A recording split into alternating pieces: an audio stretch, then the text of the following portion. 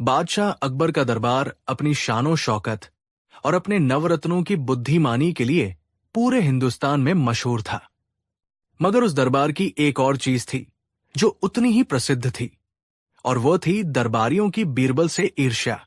बीरबल, जो अपनी हाजिर जवाबी और असाधारण बुद्धिमत्ता के बल पर बादशाह के सबसे प्रिय बन चुके थे, अक्सर दूसरे मंत्रियों और सलाहकारों की आंखों में खटकते थे। उन्हें लगता था कि बीरबल कोई विद्वान या योद्धा नहीं, बल्कि महज एक मसखरा है जो अपनी मीठी मीठी बातों से बादशाह को बहलाता रहता है। एक शाम जब दरबार खत्म हो चुका था और बादशाह अपने खास महल में आराम फरमा रहे थे, कुछ वरिष्ठ दरबारी दीवान-ए-ताज के अहाते में इकट्ठे हुए। उनके चेहरे पर चिंता और क्रोध का मिलाजुला भाव था। आज फिर बीरबल ने एक पेचीदा मामले को चुटकियों में सुलझाकर बादशाह की वाहवाही लूटी थी। उनमें से एक, जिनका नाम इनायत तान था और जो खुद को बीरबल का सबसे बड़ा प्रतिद्वंद्वी समझते थे, ने अपनी मूंछों पर ताव देते हुए कहा, भाइयों, ये कब तक चलेगा? वो कल का आया हुआ लौंडा हम सबकी सालों की मेहनत पर पानी फेर रहा है। बादशाह उसकी बातों में ऐसे आते हैं जैसे कोई बच्चा कहानियों में खो जाता है। दूसरे दरबारी हकीम पजल ने सहमति में सिर हिलाया। आप दुरुस्त फरमाते हैं थान साहब, उसकी चतुराई नहीं, चापलूसी काम करती है। हमें कुछ ऐसा करना होगा कि बादशाह की आंखों से ये पर्दा हटे। हमें बीरबल को सबके सामने जलील और मूर्ख साबित करना होगा। ये बात सबको जंच गई। वे घंटों तक कानाफूसी करते रहे, तरह तरह की योजनाएं बनाते रहे। वे जानते थे कि बीरबल को सीधे सीधे किसी तर्क वितर्क में हराना नामुमकिन था। उसे फंसाने के लिए जाल ऐसा होना चाहिए था जो तर्क और बुद्धि के परे हो, कुछ ऐसा जो आस्था और विश्वास की दुनिया का हो। आखिरकार एक कुटिल योजना तैयार हुई। अगले दिन दरबार लगा। माहौल गंभीर था। बादशाह अकबर अपने सिंहासन पर विराजमान थे और उनके चेहरे पर रोज की तरह ही एक शांत तेज था। बीरबल अपनी जगह पर हमेशा की तरह मुस्कराते हुए खड़े थे। तभी इनायत तान आगे आए, अदब से झुके और बोले, आलम पनाह, गुस्ताती माफ हो। लेकिन हम सब दरबारियों के मन में एक जिज्ञासा है, एक प्रश्न है जो हमें सोने नहीं दे रहा। अकबर ने अपनी भौहें चढ़ाकर पूछा, ऐसी क्या बात है इनायत तान जो तुम्हारी नींद उड़ाए हुए है? कहो, हम सुनना चाहते हैं। इनायत तान ने एक नजर बीरबल पर डाली, जो ये सब शांत भाव से देख रहे थे। फिर वो बोले, जहांपनाह, हमने बड़े बड़े ज्ञानियों और फकीरों से सुना है कि इस दुनिया में कुछ चीजें ऐसी है जो दैवीय है। हमने सुना है कि हिमालय की कंदराओं में एक ऐसा गुप्त सरोवर है जिसे बुद्धिवर्धक सरोवर कहते हैं। कहते हैं कि उसका पानी पीने से इंसान की बुद्धि कई गुना बढ़ जाती है, उसे दिव्य ज्ञान प्राप्त होता है। यह सुनकर दरबार में एक फुसफुसाहट फैल गई। अकबर ने रुचि दिखाते हुए कहा, दिलचस्प बात है। तो फिर? इनायत खान ने अपनी चाल का अगला पासा फेंका। हुजूर, हमारा मानना है कि आपके दरबार में सबसे बुद्धिमान व्यक्ति बीरबल है। उनकी पहुंच और समझ हम सबसे कहीं ज्यादा है। हम सब दरबारी चाहते हैं कि बीरबल उस सरोवर को खोजें और उसका पवित्र जल हम सब के लिए लाए, ताकि हम सब भी उस दिव्य ज्ञान का एक अंश पा सकें और सल्तनत की और बेहतर सेवा कर सकें। यदि बीरबल ऐसा कर पाते हैं तो ये उनकी बुद्धिमानी का सबसे बड़ा प्रमाण होगा। ये एक शानदार जाल था, एक ऐसा काम जो असंभव था। न तो ऐसा कोई सरोवर था और न ही उसे ढूंढा जा सकता था। अगर बीरबल मना करते तो ये उनकी हार होती और दरबारी ये साबित कर देते कि वो सिर्फ बातें बनाना जानते हैं। और अगर वो हाँ करते तो वो कभी वापस नहीं आ पाते या खाली हाथ लौटते, जिससे उनकी जगहसाई होती। सारे दरबारी मन ही मन मुस्कुरा रहे थे। उन्होंने बीरबल को चारों खाने चित कर दिया था। अकबर ने बीरबल की ओर देखा। उनकी आंखों में एक सवाल था। बीरबल के चेहरे पर अभी भी वही शांत मुस्कान थी। वो समझ गए थे कि ये एक गहरा षड्यंत्र है। वो जानते थे कि उनके मित्र, उनके साथी दरबारी उन्हें नीचा दिखाने के लिए किस हद तक गिर सकते हैं। बीरबल ने बादशाह को झुककर सलाम किया और बोले, जहांपनाह, मेरे साथियों की इच्छा मेरे लिए आदेश है। अगर वे मानते हैं कि मैं ये काम कर सकता हूं, तो मैं उनकी उम्मीदों पर खरा उतरने की पूरी कोशिश करूंगा। दरबारियों के चेहरे खिल उठे। उन्हें अपनी कानों पर विश्वास नहीं हुआ। बीरबल ने चुनौती स्वीकार कर ली थी।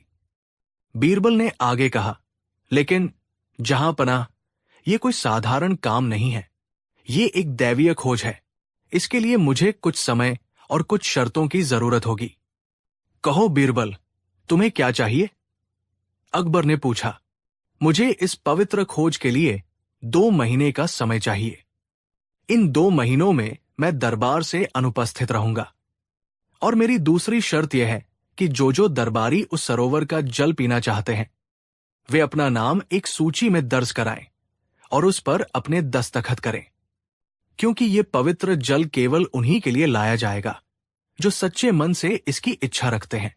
ये शर्त दरबारियों को बड़ी मामूली लगी। इनायत तान ने फौरन एक कागज मंगवाया और सबसे पहले अपना नाम लिखा।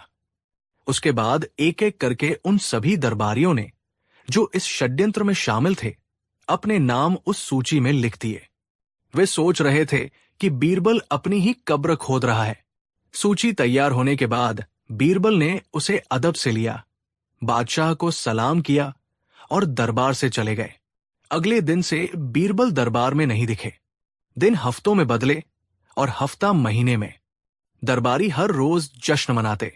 उन्हें यकीन था कि बीरबल या तो डरकर कहीं भाग गया है या फिर वो किसी जंगल में भटक रहा होगा और जल्द ही अपनी हार मानकर लौट आएगा। इस बीच बीरबल भागे नहीं थे। वो शहर के बाहर एक सुनसान इलाके में अपनी योजना को अंजाम दे रहे थे।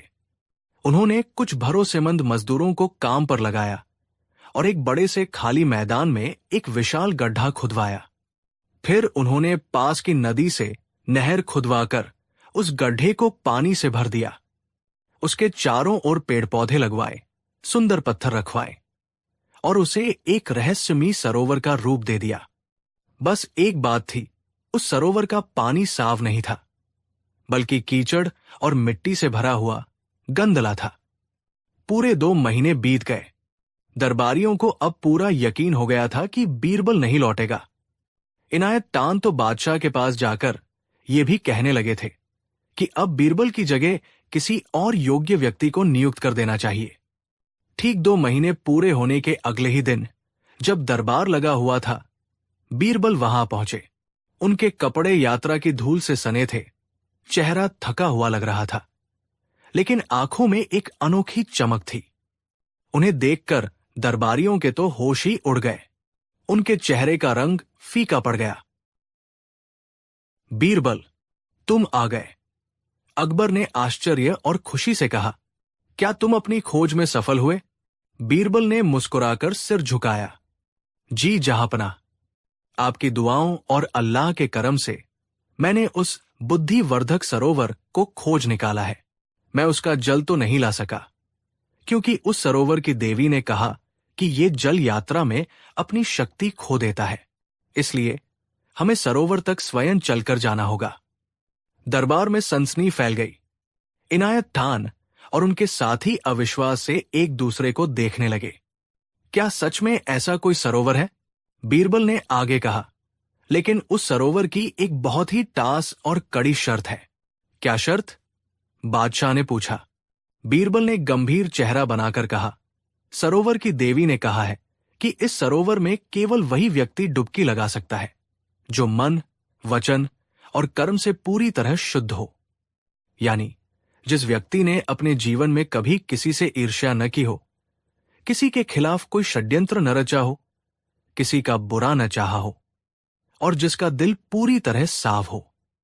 यदि कोई अपवित्र व्यक्ति उस पानी को छू भी लेगा तो वो दिव्य जल फौरन साधारण कीचड़ में बदल जाएगा और उस व्यक्ति को बुद्धि की जगह जीवन भर के लिए मूर्खता प्राप्त होगी।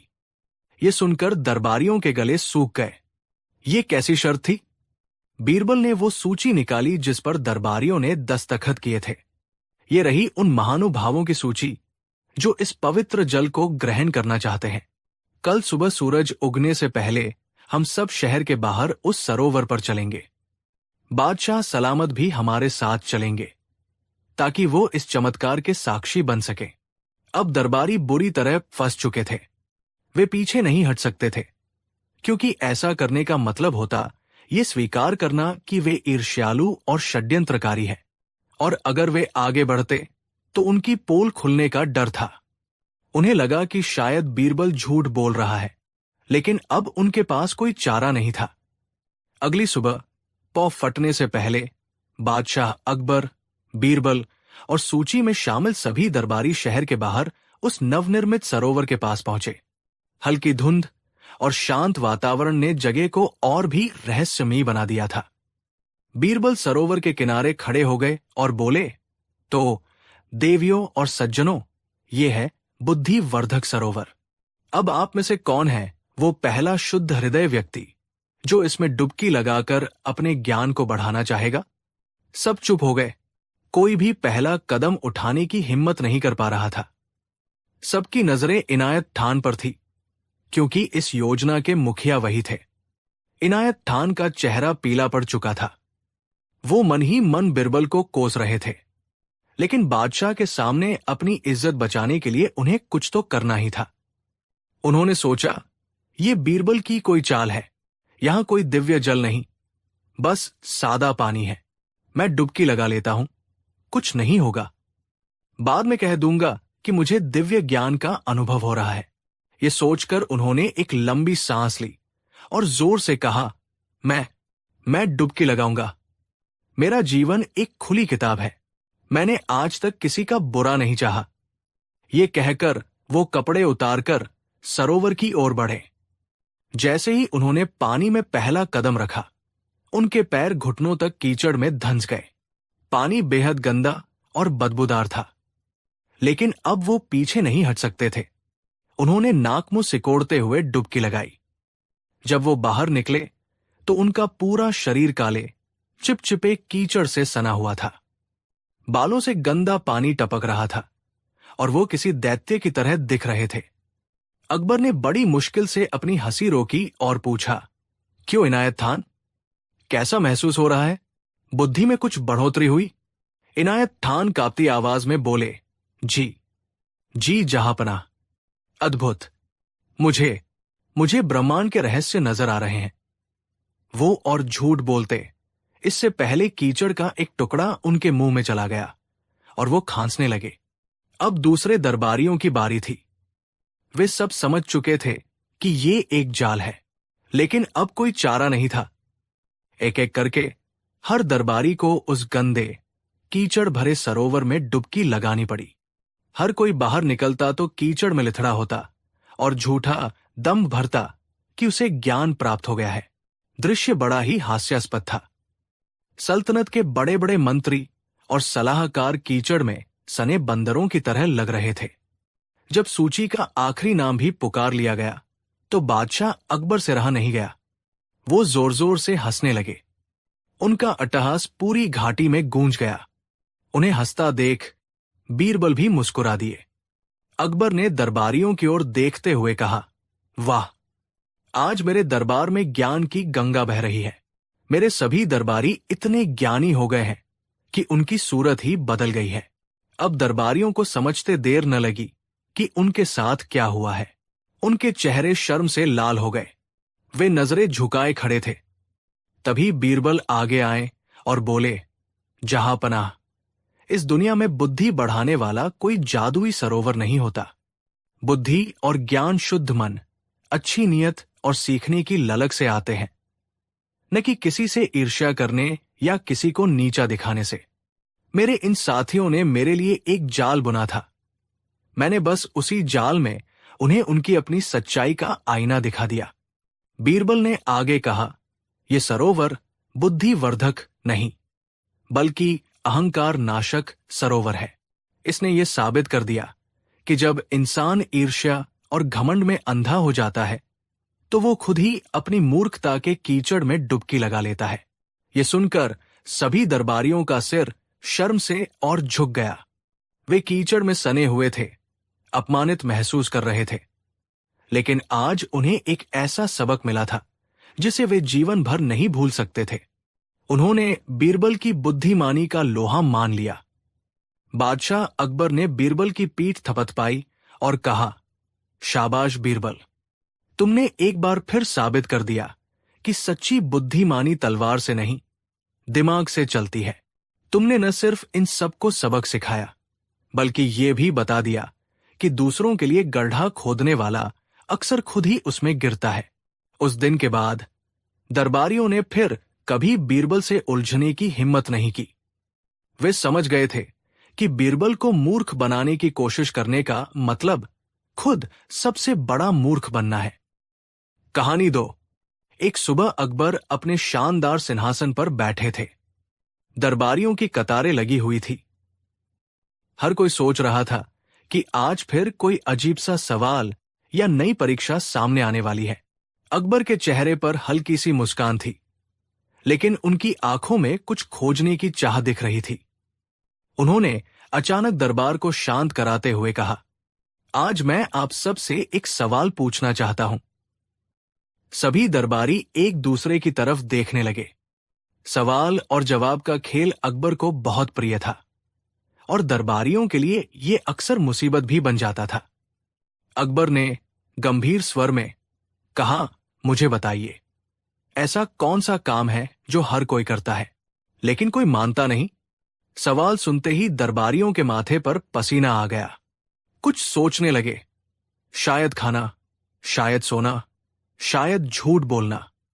पहला दरबारी बोला, जहां पनाह, हर कोई खाना खाता है लेकिन कोई मानता नहीं कि उसने ज्यादा खा लिया। अकबर हंसे लेकिन सिर हिलाकर कहा, नहीं, ये जवाब मुझे नहीं चाहिए। दूसरा दरबारी बोला, जहां पनाह, हर इंसान सोता है मगर कोई नहीं मानता कि उसने आलस्य किया है। अकबर फिर मुस्कुराए, सही कहा, लेकिन यह भी अधूरा जवाब है। तीसरा दरबारी झिझकते हुए बोला, जहां पनाह, शायद हर कोई गलतियां करता है लेकिन कोई मानता नहीं। अब दरबार में खुसर पुसर शुरू हो गई। सभी को लगने लगा कि यही जवाब सही होगा, लेकिन अकबर ने कड़ा स्वर में कहा, गलती, ये तो सामान्य उत्तर है। मुझे वो जवाब चाहिए जिसमें गहराई हो, सच्चाई हो और जो हर इंसान पर लागू हो। इतनी देर तक बीरबल चुपचाप सब देख रहे थे। वे जानते थे कि ये सवाल सीधा साधा नहीं है। अकबर केवल मनोरंजन नहीं कर रहे थे, बल्कि इंसान की फितरत को परखना चाह रहे थे। बीरबल ने मुस्कुराते हुए कहा, जहां पनाह, अगर अनुमति हो तो मैं इस प्रश्न का उत्तर दूं। अकबर की आंखों में चमक आ गई। हां बीरबल, बताओ, मुझे उम्मीद है कि तुम्हारा जवाब मुझे संतुष्ट करेगा। बीरबल ने पूरे दरबार को देखते हुए धीरे धीरे कहा, जहां पनाह, वो काम है झूठ बोलना। हर कोई झूठ बोलता है, कभी छोटा झूठ, कभी बड़ा झूठ, लेकिन जब उससे पूछा जाए तो कोई भी स्वीकार नहीं करता कि उसने झूठ बोला है। दरबार में सन्नाटा छा गया। बीरबल, तुम कहना चाहते हो कि हर इंसान झूठ बोलता है? जी हां, जहां पनाह। कोई बच्चा ये कहकर झूठ बोल देता है कि उसने मिठाई नहीं खाई। कोई व्यापारी मुनाफा छिपाकर झूठ बोलता है। कोई पति पत्नी एक दूसरे से झूठ बोलते हैं। कोई दरबारी अपनी गलती छिपाने के लिए झूठ बोलता है। और यही नहीं, जहां पनाह, कभी कभी हम खुद से भी झूठ बोलते हैं, पर जब कोई हमें पकड़ ले तब भी हम स्वीकार नहीं करते। अब दरबारियों के बीच बहस छिड़ गई।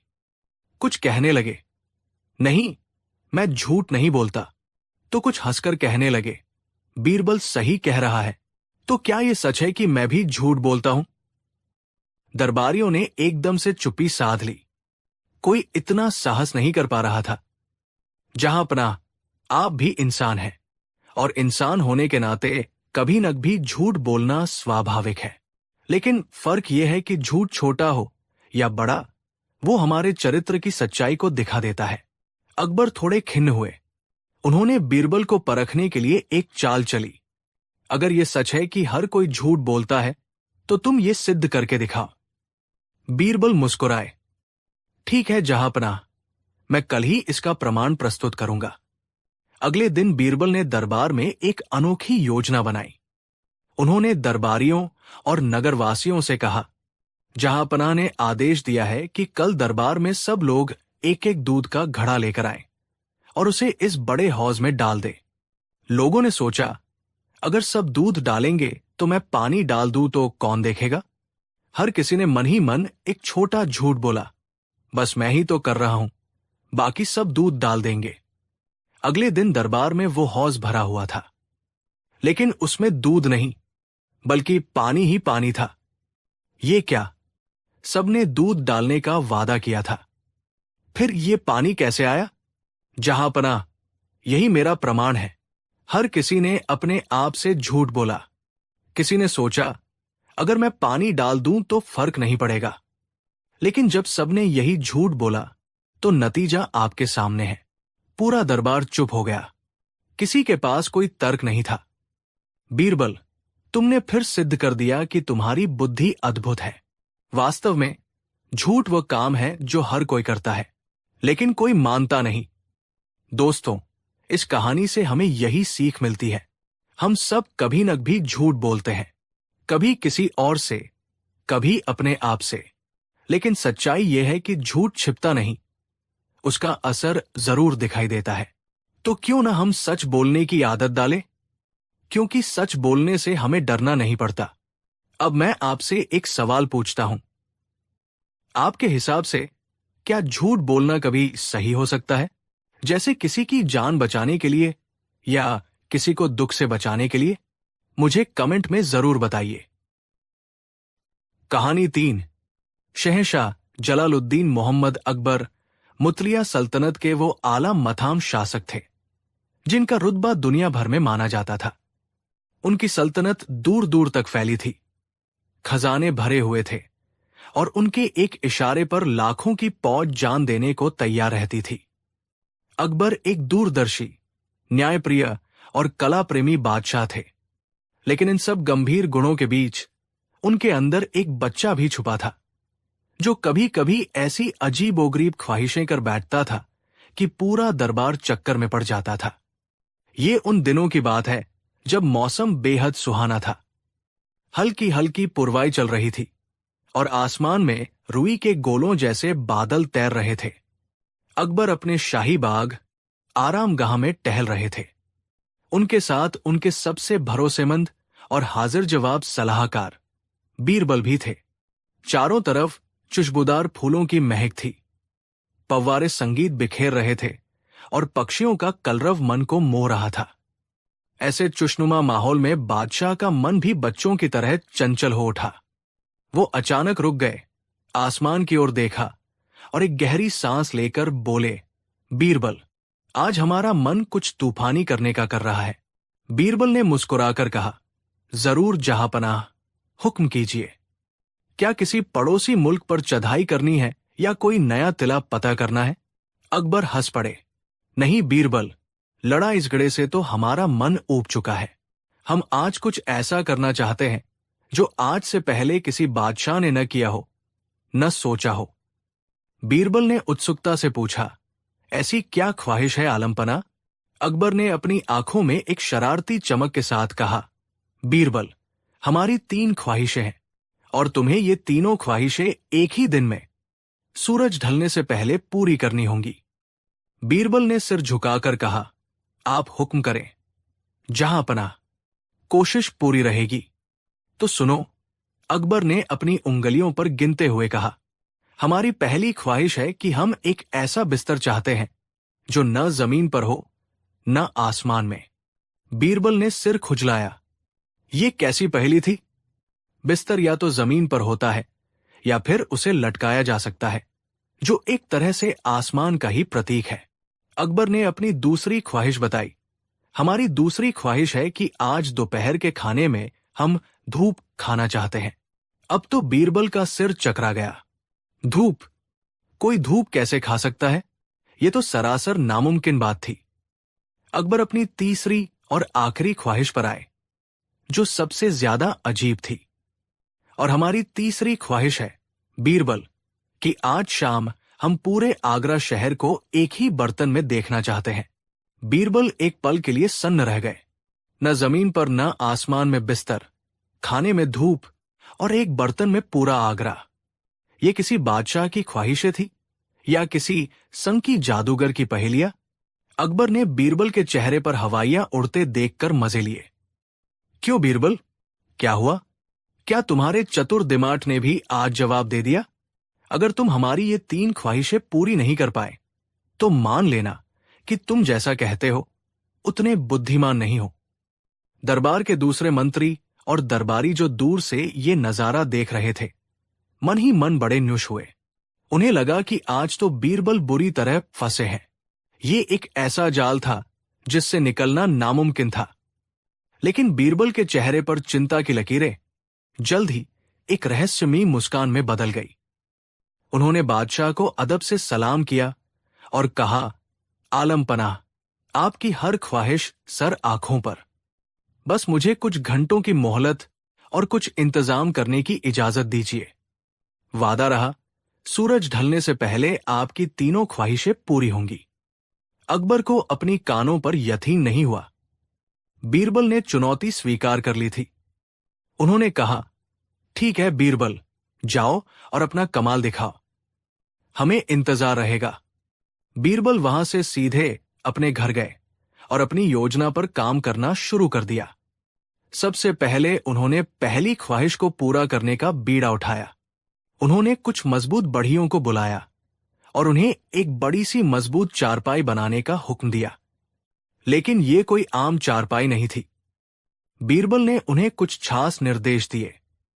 फिर वो शहर के सबसे ऊंचे और मजबूत पेड़ की तलाश में निकल पड़े, जो शाही बाग के पास ही था। दोपहर होने को आई। अकबर अपने दीवान इतास में बेचैनी से इंतजार कर रहे थे। उन्हें पूरा यकीन था कि बीरबल पहली ख्वाहिश ही पूरी नहीं कर पाएंगे। तभी एक सेवक ने आकर नबर दी कि बीरबल ने बादशाह को बाग में बुलाया है। अकबर बाग में पहुंचे तो देखा कि एक ऊंचे और घने बरगद के पेड़ की 2 मोटी डालों के बीच एक शानदार चारपाई लटक रही थी। वो इतनी मजबूती से बंधी थी कि उस पर आराम से सोया जा सकता था। बीरबल ने आगे बढ़कर कहा, जहां पनाह, आपकी पहली ख्वाहिश पूरी हो गई है। ये रहा आपका बिस्तर। अकबर ने भौहें सिकोड़कर कहा, लेकिन बीरबल, ये तो हवा में लटक रहा है, यानी एक तरह से आसमान में ही हुआ। हमने तो ऐसा बिस्तर मांगा था जो न जमीन पर हो न आसमान में। बीरबल मुस्कुराए, गुस्ताखी माप जहांपना, लेकिन जरा धौर से देखिए।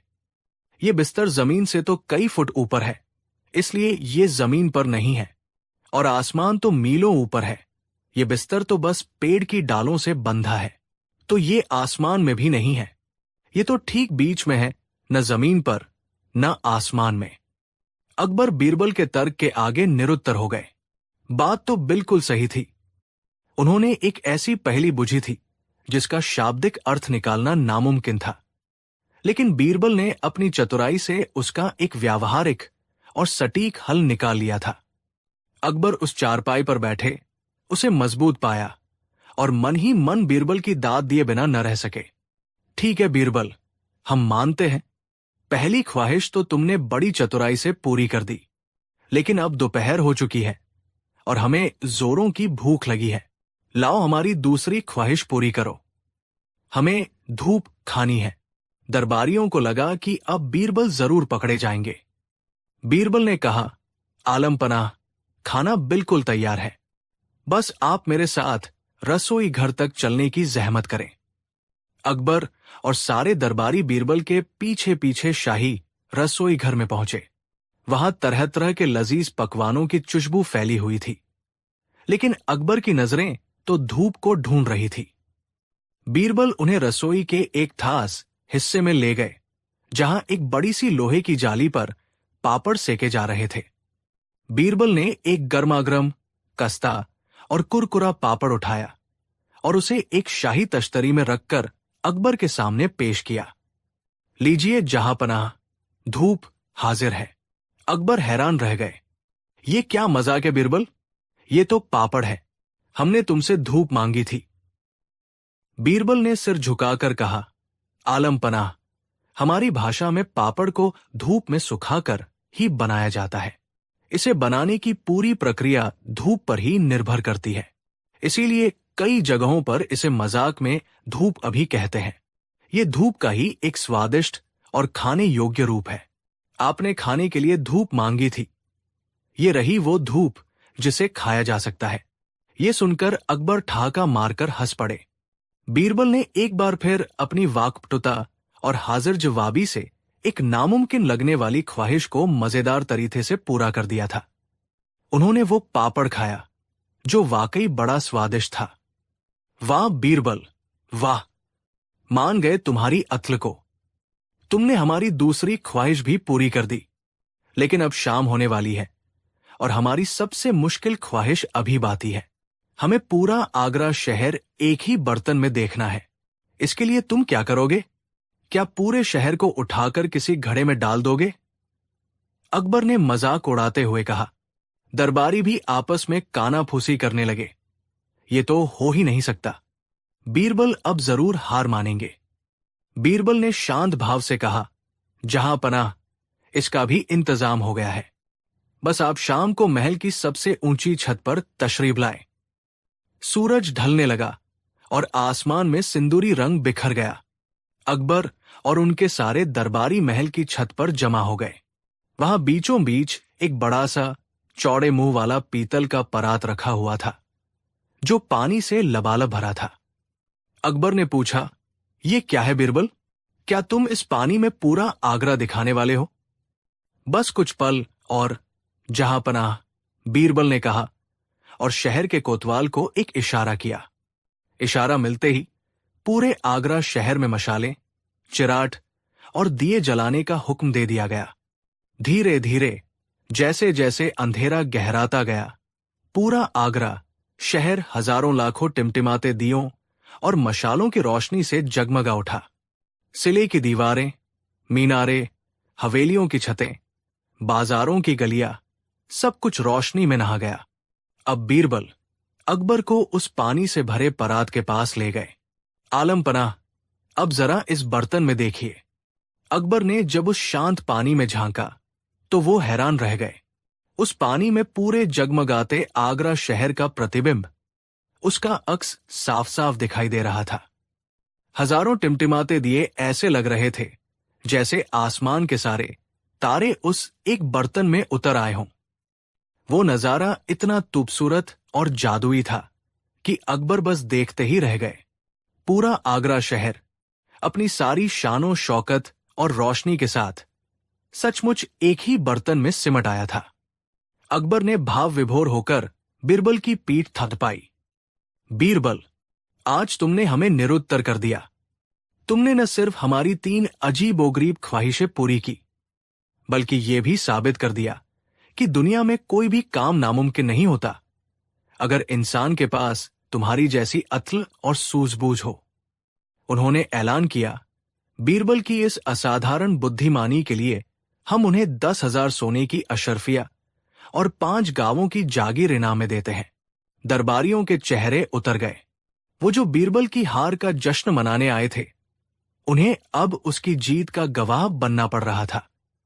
उस दिन के बाद से अकबर ने कभी ऐसी ख्वाहिशें नहीं की जिन्हें पूरा करना असंभव लगे, क्योंकि वो जान गए थे कि जब तक उनके पास बीरबल जैसा हीरा है, तब तक उनकी हर ख्वाहिश, चाहे वो कितनी भी अजीब क्यों न हो, हकीकत में बदल सकती है। और ये कहानी हमेशा के लिए इस बात की मिसाल बन गई कि कैसे बीरबल ने अपनी चतुराई से बादशाह की सनक को भी एक यादगार और खूबसूरत अनुभव में बदल दिया था। कहानी 4। अकबर और बीरबल की कहानियां हमें केवल हंसाती ही नहीं, बल्कि गहरे जीवन संदेश भी देती है। कभी अकबर बीरबल की परीक्षा लेते, तो कभी बीरबल अकबर को उनके ही शब्दों में सबक सिखा देते। आज की कहानी भी ऐसी ही है, जहां बीरबल ने अपने ही अंदाज में बादशाह अकबर को उनकी कही हुई बातों से ऐसा सबक दिया कि पूरा दरबार दंग रह गया। एक सुबह दरबार में हलचल मची हुई थी। अकबर का मूड कुछ अलग ही था। वे दरबारियों से सवाल जवाब कर रहे थे और हर किसी को परखने में लगे थे। अचानक अकबर ने गर्व से कहा, मुझे लगता है कि एक राजा की ताकत और इच्छा से बड़ा इस दुनिया में कुछ भी नहीं है। राजा जो कह दे वही सच बन जाता है और उसकी बात ही कानून होती है। दरबार में तालियां गूंज उठीं। सभी दरबारी सिर हिलाकर बोले, जहांपनाह बिल्कुल सही फरमाते हैं। लेकिन बीरबल चुप थे। अकबर ने तुरंत ध्यान दिया और बोले, क्या हुआ बीरबल, आज तुम चुप क्यों हो? क्या तुम्हें लगता है कि बादशाह की ताकत से भी कोई बड़ी ताकत है? बीरबल ने मुस्कुराकर झुकते हुए कहा, जहांपनाह, मैं आपकी बात से असहमत नहीं हूं, लेकिन पूरी तरह सहमत भी नहीं हूं। दरबारियों में कानाफूसी शुरू हो गई। सबको लगा कि बीरबल आज मुसीबत में पड़ेंगे। अकबर की भौहें तंग गई। उन्होंने गंभीर होकर कहा, मतलब तुम कहना चाहते हो कि मेरी ताकत और मेरे शब्दों से भी कोई चीज बड़ी है? बीरबल ने शांत स्वर में उत्तर दिया, हां जहांपनाह, और आज मैं आपको उसी चीज का अनुभव कराऊंगा। अकबर को चुनौती का स्वाद अच्छा लगा। उन्होंने कहा, ठीक है बीरबल, मैं तुम्हें 3 दिन का समय देता हूं। अगर तुम साबित कर पाए कि मेरे शब्दों से बड़ी भी कोई ताकत है तो तुम्हें इनाम मिलेगा, लेकिन अगर नहीं तो तुम्हें दरबार से निकाल दिया जाएगा। पूरा दरबार हक्का बक्का रह गया। बीरबल शांत मन से घर लौट आए। उनके चेहरे पर चिंता नहीं, बल्कि एक हल्की मुस्कान थी। उन्होंने सोचा, अकबर अपने शब्दों पर घमंड कर बैठे हैं, अब मुझे उन्हें उनकी बातों से आईना दिखाना होगा। उन्होंने अगले 3 दिन चुपचाप तैयारी की। कभी वे गरीबों से मिलने गए, कभी सैनिकों से बातचीत की, तो कभी बच्चों से खेलते दिखे। लोग हैरान थे कि बीरबल आखिर कर क्या रहे हैं। समय पूरा हुआ और बीरबल दरबार में पहुंचे। अकबर पहले से ही मुस्कुराते हुए बैठे थे। तो बीरबल, तैयार हो? अब बताओ, क्या चीज है जो बादशाह के शब्दों से बड़ी है? बीरबल ने झुककर कहा, जहांपनाह, इसका उत्तर मैं सीधे शब्दों में नहीं दूंगा, बल्कि एक छोटा सा प्रयोग करूंगा। अकबर ने अनुमति दे दी। बीरबल ने एक गरीब किसान को दरबार में बुलवाया। किसान थकामांदा आया और जमीन पर झुक गया। अकबर ने गर्व से कहा, देखो मेरी ताकत। एक इशारे पर यह गरीब यहां आ गया। बीरबल मुस्कुराए और बोले, सही कहा जहांपनाह, लेकिन अब देखिए। बीरबल ने किसान से पूछा, अगर बादशाह आपसे कहें कि आज से आप अमीर हो गए हैं, तो क्या आप अमीर बन जाएंगे? किसान ने भोलेपन से कहा, नहीं हुजूर, मेरे पास खेती बाड़ी, घर, धन कुछ नहीं है। अगर बादशाह कह भी दे तो सच तो यही है कि मैं गरीब हूं। दरबार में सन्नाटा छा गया। बीरबल ने अकबर की ओर देखा। जहांपनाह, शब्दों से हकीकत नहीं बदलती, सच वही है जो अनुभव में है। अकबर चुप हो गए, लेकिन उन्होंने हार नहीं मानी। बीरबल ने दरबार में एक अपराधी को बुलाया। उस पर चोरी का इल्जाम था। अकबर ने आदेश दिया, मैं कहता हूं कि यह आदमी निर्दोष है। अपराधी मुस्कुराने लगा। तभी बीरबल ने कहा, जहांपनाह, अब मैं गवाह और सबूत पेश करता हूं। गवाहों ने चोरी होते देखा था और सबूत भी मौजूद थे। साबित हो गया कि आदमी दोषी है। बीरबल ने कहा, जहांपनाह, आपने कह दिया कि यह निर्दोष है, लेकिन सच्चाई तो यही है कि यह चोर है। आपके शब्द सच्चाई को बदल नहीं पाए। अकबर थोड़ा असहज हो गए। दरबारी समझ रहे थे कि बीरबल धीरे धीरे बादशाह को आईना दिखा रहे हैं। अब बीरबल ने सीधा अकबर की ओर देखा और कहा, जहांपनाह, अब आखिरी सवाल आपसे। मान लीजिए मैं कह दूं कि आप बादशाह नहीं हैं, बल्कि मेरे सेवक हैं। क्या सिर्फ मेरे कह देने से आप सेवक बन जाएंगे? अकबर हंस पड़े। नहीं बीरबल, इससे मेरी हकीकत नहीं बदलेगी। बीरबल ने तुरंत उत्तर दिया, तो यही सच है जहांपनाह, आपके शब्द भी हकीकत को बदल नहीं सकते। शब्द ताकतवर है, लेकिन उनसे भी बड़ी ताकत है सच्चाई। अकबर कुछ देर तक चुप बैठे रहे। उनके चेहरे पर गुस्सा नहीं था, बल्कि एक गहरी सोच थी। आखिरकार उन्होंने कहा, बीरबल, तुमने सही कहा। मैं अपने शब्दों पर इतना गर्व करने लगा था कि ये भूल गया कि हकीकत और सच्चाई सबसे ऊपर होती है। तुमने मुझे मेरी ही बातों में फंसाकर ये सबक सिखाया। पूरा दरबार तालियों से गूंज उठा। अकबर ने बीरबल को इनाम देते हुए कहा, आज तुमने मुझे सबसे बड़ा सबक दिया है। राजा के शब्द कानून हो सकते हैं, लेकिन सच्चाई ही सबसे बड़ा कानून है। तो दोस्तों, ये थी कहानी जब बीरबल ने अकबर को ही सबक सिखा दिया, अपने ही शब्दों से। अब सवाल आपसे, आपके हिसाब से इस दुनिया में सबसे बड़ी ताकत क्या है? राजा का आदेश, इंसान के शब्द या सच्चाई? अपना जवाब कमेंट में जरूर लिखें। अगर कहानी पसंद आई हो तो लाइक, शेयर और सब्सक्राइब करना न भूलें। कहानी 5। आगरा शहर की चहल पहल से दूर एक शांत और हरी भरी गली में 2 पड़ोसियों के घर अगल बगल बसे थे। एक घर था रहीम चाचा का, जो एक उम्रदराज, शांत और सुलझे हुए इंसान थे। वो मुतलिया सल्तनत के लिए शाही बातों की देखरेख किया करते थे और पेड़ पौधों से उनका रिश्ता इंसानों से ज्यादा गहरा था। उनका आंगन तरह तरह के फूलों और फलों के पेड़ों से महकता रहता था। उन्हीं के बगल में दूसरा घर था पंडित दीनानाथ का, जो एक कर्मकांडी ब्राह्मण थे और अपनी धार्मिकता और उसूलों के बड़े पक्के थे। पंडित जी थोड़े तुनक मिजाज और जिद्दी स्वभाव के थे। सालों से दोनों पड़ोसी बड़े अमन और भाईचारे से रहते आए थे। ईद पर रहीम चाचा के घर से सिवैयों की खुशबू पंडित जी के घर तक पहुंचती, तो दिवाली पर पंडित जी के घर के दिए रहीम चाचा के आंगन को भी रोशन करते। उनके बच्चों की दोस्ती भी गहरी थी। लेकिन वक्त के साथ बच्चे बड़े होकर अपने अपने कामों में लग गए और अब घरों में सिर्फ ये 2 बुजुर्ग ही रह गए थे। विवाद की जड़ बना एक आम का पेड़। ये पेड़ रहीम चाचा के आंगन में लगा था, लेकिन उसकी एक मोटी और फलदार शाख पंडित दीनानाथ के आंगन की ओर इतनी झुक गई थी कि गर्मियों में आधे से ज्यादा फल पंडित जी के आंगन में ही गिरते थे। सालों तक ये कोई मसला नहीं था। पंडित जी गिरे हुए आमों को इकट्ठा करके खुद भी खाते और कुछ रहीम चाचा को भी भिजवा देते। ये एक अलिखित समझौता था जो आपसी प्रेम और सम्मान पर टिका था। लेकिन उस साल गर्मी कुछ ज्यादा ही थी और आमों की फसल भी बम्पर हुई थी। पंडित दीनानाथ के मन में लालच के बीज ने अंकुर फोड़ना शुरू कर दिया। उनके एक दूर के रिश्तेदार ने, जो बड़ा ही कुटिल और झगड़ालू किस्म का आदमी था, उनके कान भर दिए। पंडित जी, आप भी बड़े भोले हैं। पेड़ की जिस डाली का फल आपके आंगन में गिरता है, उस पर ठानुनन आपका हक है। रहीम मियां तो मुफ्त में आपके हिस्से के आमों पर भी कब्जा जमाए बैठे हैं। ये बात पंडित जी के दिमाग में घर कर गई। उनकी नीयत में खोट आ गया।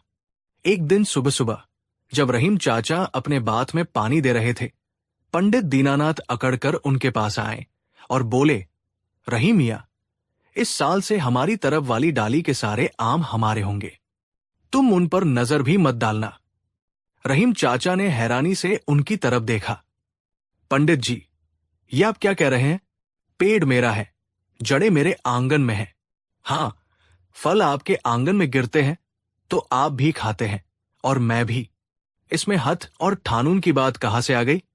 थानून की बात है। पंडित जी ने रौब से कहा, जो डाली मेरे घर की सीमा में है वो मेरी है। बस मैंने कह दिया सो कह दिया। बात बढ़ गई। रहीम चाचा ने समझाने की बहुत कोशिश की, सालों पुराने रिश्ते का वास्ता दिया, लेकिन पंडित जी टस से मस नहीं हुए। उनकी जिद ने सालों की दोस्ती में एक मोटी दीवार खड़ी कर दी। अब दोनों एक दूसरे को देखकर मुंह फेर लेते। वो आम का पेड़ जो कभी उनकी दोस्ती का प्रतीक था, अब उनकी दुश्मनी की वजह बन चुका था। मामला मोहल्ले की पंचायत तक पहुंचा। पंचायत ने भी दोनों को समझाने की कोशिश की, लेकिन पंडित दीनानाथ किसी की सुनने को तैयार नहीं थे। उन्होंने ऐलान कर दिया कि अगर रहीम चाचा ने उनकी बात नहीं मानी तो वो उस डाली को ही कटवा देंगे। ये सुनकर रहीम चाचा का दिल बैठ गया। वो उस पेड़ को अपने बेटे की तरह प्यार करते थे। उन्होंने कहा, पंडित जी, डाली काटने से तो पेड़ का संतुलन बिगड़ जाएगा। ये पेड़ के लिए अच्छा नहीं होगा। तो फिर मेरी शर्त मान लो, पंडित जी ने अकड़कर कहा। कोई हल न निकलता देख रहीम चाचा ने थकहार कर कहा, ठीक है पंडित जी, अगर आप डाली काटना चाहते हैं तो मुझे मंजूर है, लेकिन मेरी एक शर्त है। क्या शर्त? पंडित जी ने उत्सुकता से पूछा। डाली आप खुद नहीं काटेंगे, रहीम चाचा ने शांत भाव से कहा। इस काम के लिए आपको शाही लकड़हारों को बुलाना होगा और जो भी तरचाएगा वो आपको देना होगा। पंडित जी को लगा कि रहीम चाचा हार मान गए हैं। उन्होंने फौरन ये शर्त मान ली। वो नहीं जानते थे कि रहीम चाचा ने ये चाल क्यों चली है। मामला अब गली मोहल्ले से निकलकर सल्तनत के गलियारों तक पहुंच गया था। चूंकि पेड़ की डाली काटने के लिए शाही लकड़हारों को बुलाना था, तो इसकी इजाजत के लिए अर्जी बादशाह अकबर के दरबार में पेश की गई। जब ये अनोखा मामला दरबार में पहुंचा तो सभी दरबारी हैरान रह गए। एक आम की डाली के लिए दो पुराने दोस्त दुश्मन बन गए थे। ये बात सबको बड़ी अजीब लगी। अकबर ने पूरी अर्जी पढ़ी और फिर अपने नवरत्नों की ओर देखा। आप लोगों की इस बारे में क्या राय है? थानून क्या कहता है? दरबार के थाजी ने थानून की किताबें पलटते हुए कहा, आलम पनाह, थानून के हिसाब से पेड़ जिसका है, फल भी उसी के होते हैं। लेकिन अगर पेड़ की डाली किसी दूसरे की मिल्कियत में चली जाए तो उस जमीन का मालिक उस डाली को हटाने की मांग कर सकता है। तो इसका मतलब पंडित दीनानाथ अपनी जगह सही है? अकबर ने पूछा। एक तरह से जी जहांपनाह, थाजी ने सिर झुकाकर कहा। लेकिन अकबर को यह फैसला अधूरा और अन्यायपूर्ण लग रहा था। उन्होंने महसूस किया कि यह सिर्फ थानून का नहीं, बल्कि इंसानियत और रिश्तों का भी मामला है। उनकी नजरें बीरबल को ढूंढ रही थी, जो हमेशा की तरह शांति से सब कुछ सुन रहे थे। बीरबल, तुम इस मसले पर खामोश क्यों हो? तुम्हारे दिमाग में क्या चल रहा है? बीरबल ने आगे आकर बादशाह को सलाम किया। जहांपनाह, थाजी साहब ने थानून की बात की, लेकिन थानून हमेशा दिलों को नहीं जोड़ सकता। यह मामला एक पेड़ की डाली का नहीं, बल्कि दो पड़ोसियों के टूटे हुए विश्वास का है। अगर इजाजत हो तो मैं इस मामले को अपने तरीके से सुलझाना चाहूंगा। अकबर जानते थे कि बीरबल का तरीका हमेशा सबसे अनूठा होता है। उन्होंने मुस्कुराकर इजाजत दे दी। ठीक है बीरबल, ये मामला अब तुम्हारे हवाले, लेकिन याद रहे, फैसला ऐसा होना चाहिए जिससे सांप भी मर जाए और लाठी भी न टूटे। बीरबल ने सबसे पहले रहीम चाचा और पंडित दीनानाथ दोनों को दरबार में बुलवाया। पंडित दीनानाथ बड़े आत्मविश्वास से भरे हुए थे। उन्हें लगा कि छानून उनके साथ है और फैसला उन्हीं के हाथ में होगा। वही रहीम चाचा का चेहरा उदास था, जैसे वो अपनी सबसे प्यारी चीज खोने जा रहे हों। बीरबल ने दोनों को देखा और फिर पंडित दीनानाथ से पूछा, पंडित जी, क्या ये सच है कि आप रहीम चाचा के आंगन में लगे आम के पेड़ की वो डाली कटवाना चाहते हैं जो आपके आंगन की तरफ झुकी हुई है? जी हां, बिल्कुल, पंडित जी ने दृढ़ता से कहा। वो डाली मेरे घर में अनाधिकृत रूप से घुस आई है। मुझे उससे परेशानी होती है। परेशानी? बीरबल ने हैरानी से पूछा। कैसी परेशानी? जहां तक मुझे पता है, वो डाली तो आपको मीठे मीठे आम देती है। वह उससे मेरे आंगन में गंदगी होती है, पत्ते गिरते हैं। पंडित जी ने बहाना बनाया। और ये मेरे हज का मामला है। बीरबल मुस्कुराए। ठीक है, हम आपके हज का पूरा सम्मान करते हैं। थानून आपको अपनी सीमा में आई हुई डाली को काटने की इजाजत देता है। यह सुनकर पंडित जी का चेहरा खिल गया। उन्होंने विजय भाव से रहीम चाचा की ओर देखा, लेकिन बीरबल ने अपनी बात आगे बढ़ाई। हां, तो थानून के अनुसार डाली तो आपकी हो गई, लेकिन एक छोटी सी बात और है। क्या बात? पंडित जी ने बेचैनी से पूछा। बीरबल ने बड़े शांत भाव से कहा, पंडित जी, डाली तो आपकी है, लेकिन उस डाली को सींचने वाला पानी कहां से आता है? वो तो रहीम चाचा की जमीन से, उस पेड़ की जड़ों से आता है। उस पानी पर तो आपका कोई हक नहीं है। वो तो रहीम चाचा की मिल्कियत है। पंडित दीनानाथ उलझन में पड़ गए। तो आप कहना क्या चाहते हैं? मैं ये कहना चाहता हूं कि आप बेशक डाली को काट सकते हैं, बीरबल ने समझाया, लेकिन काटते वक्त आपको इस बात का पूरा ध्यान रखना होगा कि रहीम चाचा की मिल्कियत का एक बूंद पानी भी जो उस डाली के अंदर बह रहा है आपकी जमीन पर न गिरे। अगर ऐसा हुआ तो आपको शाही खजाने में भारी जुर्माना भरना पड़ेगा, क्योंकि आपने दूसरे की संपत्ति, पानी को बर्बाद किया है। अब पंडित दीनानाथ का दिमाग चकरा गया। ये कैसी शर्त थी? कोई भी लकड़ी की डाली बिना पानी गिराए कैसे काटी जा सकती है? जैसे ही कुल्हाड़ी चलेगी, डाली से रस और पानी तो निकलेगा ही। उन्होंने हकलाते हुए कहा, मां, मगर ये तो नामुमकिन है। डाली कटेगी तो पानी तो गिरेगा ही। तो फिर डाली नहीं कट सकती, बीरबल ने साफ कह दिया। जब तक आप कोई ऐसा तरीका नहीं खोज लेते जिससे डाली भी कट जाए और रहीम चाचा का पानी भी जाया ना हो, तब तक सल्तनत आपको डाली काटने की इजाजत नहीं दे सकती। पंडित दीनानाथ का चेहरा देखने लायक था। उनकी सारी अकड़ हवा हो गई थी। वो समझ गए थे कि बीरबल ने उन्हें उन्हीं के बुने जाल में फंसा दिया है। वो निरुत्तर होकर अपनी जगह पर खड़े रह गए। पूरा दरबार बीरबल की इस अद्भुत सूझबूझ पर वाह वाह कर उठा। बादशाह अकबर अपनी हंसी नहीं रोक पा रहे थे, लेकिन बीरबल का काम अभी तत्म नहीं हुआ था। उन्होंने देखा कि पंडित जी शर्म से पानी पानी हो रहे हैं। वो उन्हें सिर्फ हराना नहीं, बल्कि उनका दिल जीतना चाहते थे। बीरबल रहीम चाचा के पास गए और धीरे से बोले, रहीम चाचा, पंडित जी आपके पुराने दोस्त हैं। आज ये शर्मिंदा है, इंसान से गलती हो जाती है। क्या आप बड़े दिल का परिचय देते हुए इन्हें माफ नहीं कर सकते? रहीम चाचा की आंखों में आंसू आ गए। वो हमेशा से यही चाहते थे। उन्होंने आगे बढ़कर पंडित दीनानाथ के कंधे पर हाथ रखा और कहा, दीनानाथ भाई, छोड़ो भी ये सब। ये पेड़ तुम्हारा भी उतना ही है जितना मेरा।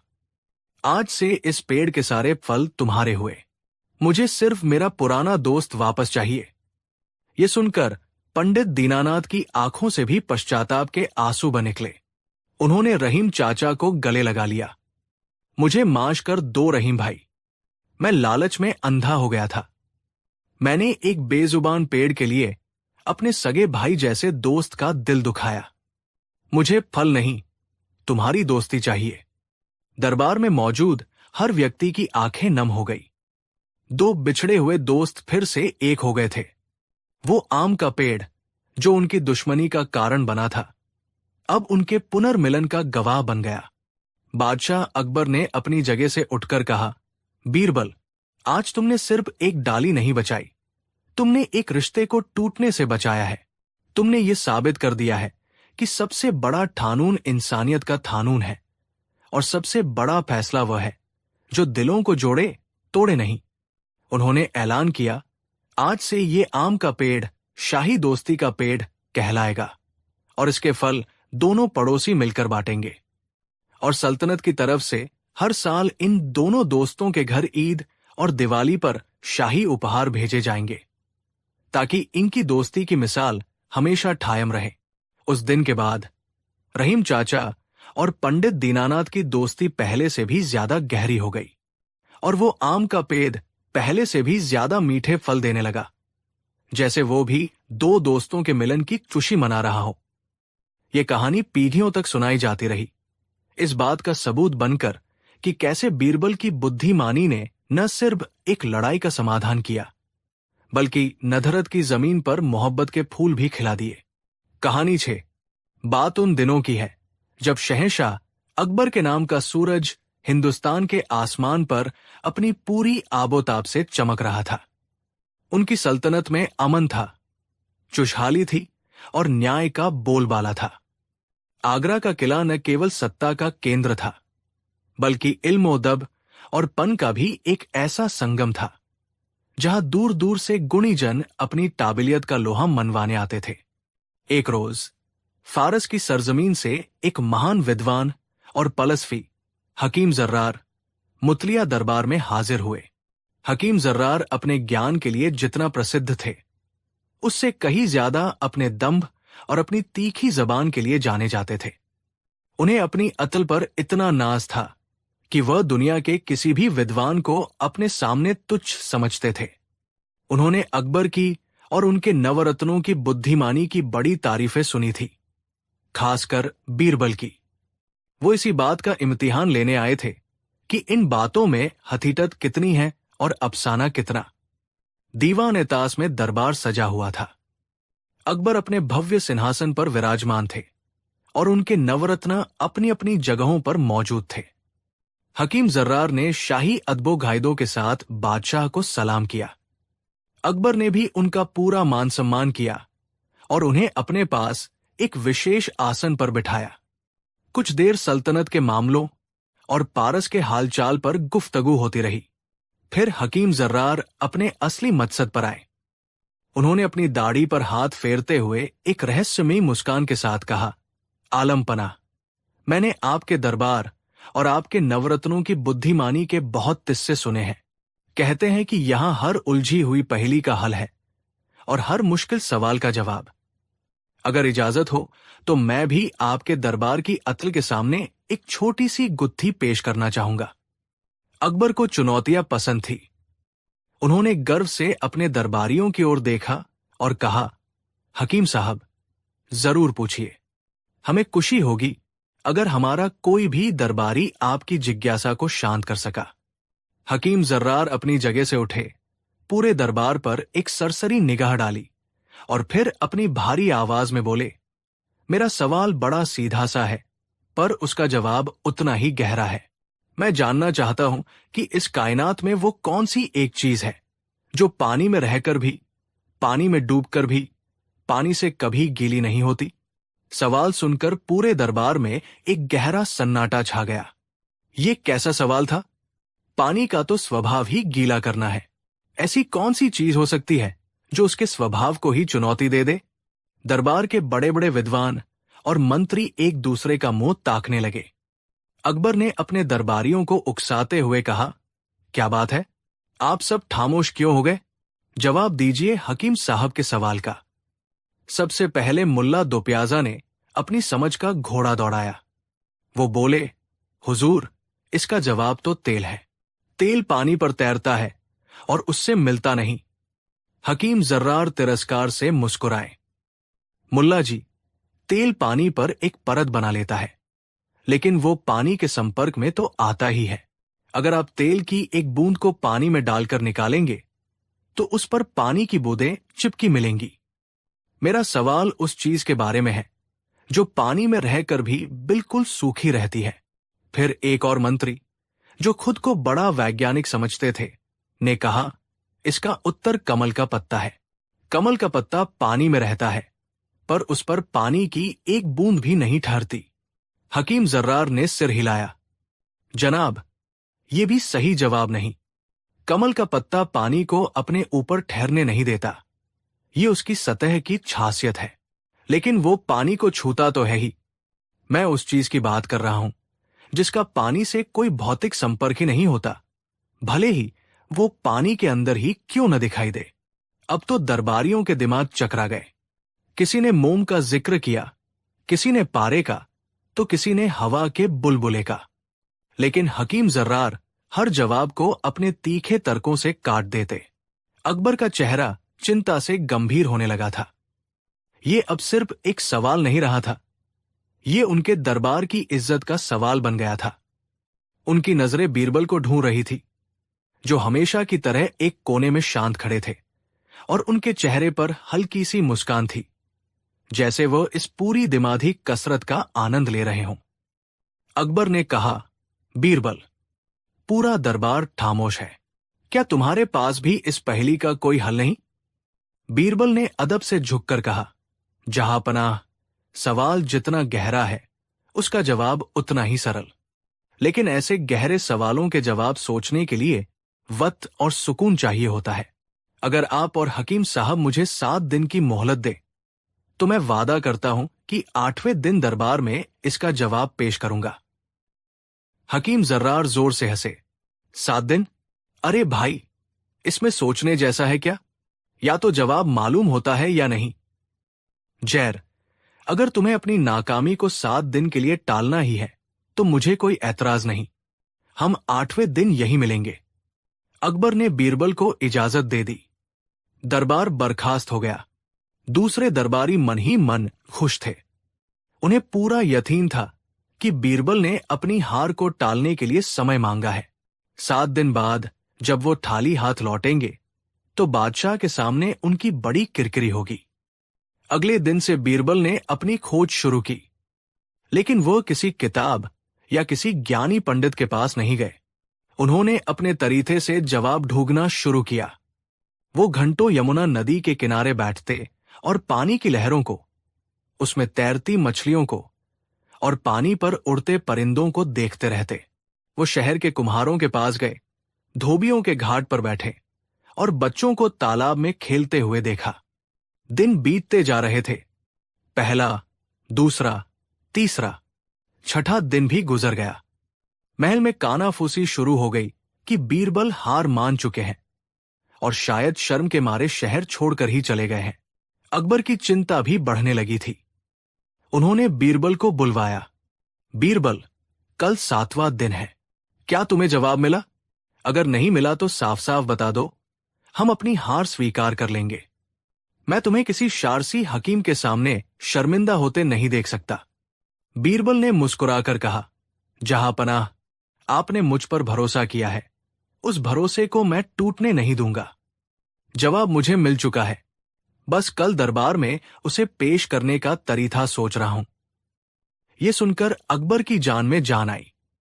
8वें दिन दरबार की रौनक देखने लायक थी। दूर दूर से लोग ये देखने आए थे कि बीरबल उस मुश्किल पहेली का क्या जवाब देते हैं। हकीम जर्रार अपने आसन पर विजय भाव से बैठे थे। उन्हें अब भी यकीन था कि बीरबल के पास कोई जवाब नहीं होगा। बीरबल दरबार में आए। उनके हाथ में कुछ नहीं था सिवाय उनके चेहरे पर आत्मविश्वास की चमक के। तो बीरबल, तुम्हारे 7 दिन पूरे हुए। हकीम जर्रार ने तंज कसा। बताओ, कौन सी है वो चीज, या फिर अपनी हार मानने के लिए तैयार हो? बीरबल ने हकीम की ओर देखा और फिर बादशाह से मुखातिब हुए। आलम पनाह, मैं उस चीज का सिर्फ नाम नहीं बताऊंगा, बल्कि मैं उसे यहीं इसी दरबार में आप सबके सामने दिखाऊंगा। ये सुनकर सब हैरान रह गए। बीरबल ने सेवकों को इशारा किया। 2 सेवक फौरन पीतल का एक बड़ा सा चौड़े मुंह वाला बर्तन, तश्त, लेकर आए और उसे दरबार के बीचों बीच रख दिया। फिर दूसरे सेवकों ने उस बर्तन को यमुना के सास पानी से लबालब भर दिया। अब सबकी नजरें उस पानी से भरे बर्तन पर टिक गई। बीरबल ने हकीम जर्रार से कहा, हकीम साहब, आपसे गुजारिश है कि आप जरा करीब आकर इस पानी में झांके। हकीम जर्रार अपनी जगह से उठे और उस बर्तन के पास आकर पानी में देखने लगे। पानी इतना साफ था कि उसमें हकीम का चेहरा आईने की तरह नजर आ रहा था। बीरबल ने पूछा, हकीम साहब, आपको इस पानी में क्या नजर आ रहा है? हकीम ने कुछ चिढ़कर कहा, मेरा अपना चेहरा नजर आ रहा है। और क्या? ये सब क्या बचपना है? बीरबल ने मुस्कुराकर कहा, जनाब, आपका चेहरा पानी के अंदर है या बाहर? हकीम उलझन में पड़ गए। मेरा चेहरा तो बाहर है, पर उसका अक्स, उसकी परछाई पानी के अंदर है। बिल्कुल सही। बीरबल की आवाज पूरे दरबार में गूंजी। और यही मेरे सवाल का जवाब है। उन्होंने पूरे दरबार की ओर घूमकर कहा, जहां पनाह और दरबार के अक्लमंद लोगों। हकीम साहब का सवाल था कि वो कौन सी चीज है जो पानी में रहकर भी गीली नहीं होती। वो चीज है परछाई, यानी प्रतिबिंब, रिफ्लेक्शन। एक पल के लिए दरबार में खामोशी छा गई और फिर जैसे सबको बात समझ में आ गई हो, एक कोलाहल सा मच गया। बीरबल ने अपनी बात को और स्पष्ट करते हुए समझाया, देखिए, हकीम साहब का प्रतिबिंब इस वक्त पानी के ठीक अंदर मौजूद है।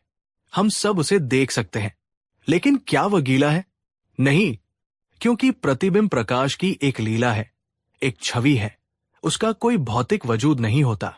आप उसे छू नहीं सकते, उसे पकड़ नहीं सकते, तो भला उसे गीला कैसे कर सकते हैं? ये पानी में रहती है, पानी में दिखती है, पर पानी का उस पर कोई असर नहीं होता। उन्होंने आगे बढ़कर पानी में अपना हाथ डाला। देखिए, मेरा हाथ पानी में जाते ही गीला हो गया, लेकिन मेरे हाथ का जो प्रतिबिंब पानी में बन रहा है वो अभी भी सूखा है, क्योंकि वो सिर्फ एक अक्स है। ये नजारा देखकर हकीम जर्रार की आंखें फटी की फटी रह गई। जवाब इतना सरल, इतना सामने, और फिर भी वो और दरबार का कोई भी विद्वान उसे सोच नहीं पाया। वो अपनी सारी किताबी विद्या और तर्कों के साथ हार चुके थे, और बीरबल ने सिर्फ साधारण अवलोकन से उस गुत्थी को सुलझा दिया था। हकीम जर्रार का दंभ चूर चूर हो गया। उन्होंने अपना सिर झुका लिया और बोले, मैं अपनी हार मानता हूं। बीरबल, तुम्हारा जवाब बिल्कुल सही है। मैं ज्ञान के घमंड में अंधा हो गया था और ये भूल गया था कि सबसे बड़ी बुद्धिमानी किताबों में नहीं, बल्कि अपने आसपास की दुनिया को ध्यान से देखने में छुपी होती है। बादशाह अकबर का सीना गर्व से चौड़ा हो गया। वो अपने सिंहासन से उठे, बीरबल के पास आए और उनकी पीठ थपथपाते हुए कहा, शाबाश बीरबल, तुमने आज सिर्फ एक पहेली का जवाब नहीं दिया है, बल्कि एक बहुत बड़ा सबक भी सिखाया है। तुमने साबित कर दिया है कि सच्ची अथल सिर्फ ज्ञान को जमा करने में नहीं, बल्कि उसे सही वक्त पर सही तरीके से इस्तेमाल करने में है। उस दिन के बाद हकीम जर्रार कुछ दिन और आगरा में रुके, लेकिन एक अभिमानी विद्वान की तरह नहीं, बल्कि एक शिष्य की तरह जो बीरबल की संगति में रोज कुछ नया सीख रहा था। और यह किस्सा हमेशा के लिए इतिहास में दर्ज हो गया, इस बात की मिसाल बनकर कि दुनिया के सबसे मुश्किल सवालों के जवाब अक्सर हमारी आंखों के ठीक सामने ही छुपे होते हैं। बस उन्हें देखने के लिए बीरबल जैसी पारखी नजर चाहिए। कहानी 7। शहंशाह अकबर का दरबार अपनी बुद्धिमत्ता और न्याय के लिए पूरे हिंदुस्तान में विख्यात था। दरबार में एक से बढ़कर एक विद्वान, कलाकार और सलाहकार मौजूद थे, लेकिन उन सब में बीरबल का स्थान सबसे ऊंचा था। बीरबल न केवल अपनी हाजिर जवाबी और चतुराई के लिए जाने जाते थे, बल्कि जीवन के गहरे सत्यों को बड़ी ही सरलता से समझा देने की उनकी कला भी बेजोड़ थी। एक दिन दरबार में किसी गंभीर विषय पर चर्चा चल रही थी। एक युवा दरबारी, जिसका नाम आरिफ था, हाल ही में दरबार का हिस्सा बना था। आरिफ बहुत पढ़ा लिखा और ज्ञानी था, लेकिन उसमें अनुभव की कमी और अपनी विद्वता का थोड़ा अहंकार भी था। चर्चा के दौरान एक पुराने और संकी दरबारी मुंशी जफर ने एक बिल्कुल बेतुका और अतार्किक तर्क प्रस्तुत किया। जफर मियां अपनी मूर्खतापूर्ण बातों और हर चीज पर बिना सोचे समझे बहस करने की आदत के लिए दरबार में कुख्यात थे। आरिफ को जफर मियां की ये मूर्खतापूर्ण दलील बर्दाश्त नहीं हुई। उसने अपनी पूरी विद्वता का प्रयोग करते हुए जफर मियां के तर्क को काटना शुरू कर दिया। आरिफ तर्क पर तर्क देता गया, सबूत पर सबूत पेश करता गया, लेकिन जफर मियां अपनी बात पर अड़े रहे। वो आरिफ की किसी भी दलील को सुनने या समझने को तैयार नहीं थे। बहस धीरे धीरे तीखी होती गई। आरिफ का चेहरा गुस्से से लाल हो गया और उसकी आवाज ऊंची हो गई। वहीं जफर मियां अपनी बेतुकी बातों को और ज्यादा जोर शोर से दोहरा रहे थे। पूरा दरबार ये तमाशा देख रहा था। अकबर भी इस व्यर्थ की बहस से ऊब चुके थे। उन्होंने देखा कि आरिफ, जो एक होनहार और समझदार नौजवान था, एक मूर्ख व्यक्ति के साथ बहस में उलझकर अपना समय, अपनी ऊर्जा और अपना मानसिक संतुलन खो रहा था। वो पसीने से तरबतर था और उसकी सांसें तेज चल रही थी। अंत में अकबर ने हस्तक्षेप किया। बस कीजिए आरिफ, हम तुम्हारी विद्वता और तुम्हारे तर्कों का सम्मान करते हैं। अब इस बहस को यहीं समाप्त करो। आरिफ ने हाफते हुए कहा, लेकिन जहांपनाह, आप देख रहे हैं कि मुंशी जफर कैसी उलझुल बातें कर रहे हैं। मैं तो बस सत्य को स्थापित करने का प्रयास कर रहा हूं। अकबर ने एक गहरी नजर बीरबल पर डाली, जो हमेशा की तरह शांत भाव से ये सब देख रहे थे। बीरबल, तुम इस विषय पर क्या कहोगे? क्या आरिफ का एक मूर्ख व्यक्ति को सही राह दिखाने का प्रयास गलत है? बीरबल अपनी जगह से उठे, अदब से झुके और बोले, आलम पनाह, आरिफ की नीयत नेक है, लेकिन उसका तरीका गलत है। वो उस पत्थर पर पानी डाल रहा है जो कभी भीग नहीं सकता।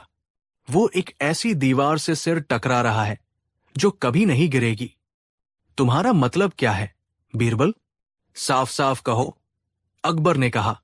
बीरबल ने कहा, जहांपनाह, आज्ञा हो तो मैं अपनी बात एक कहानी के माध्यम से समझाना चाहूंगा।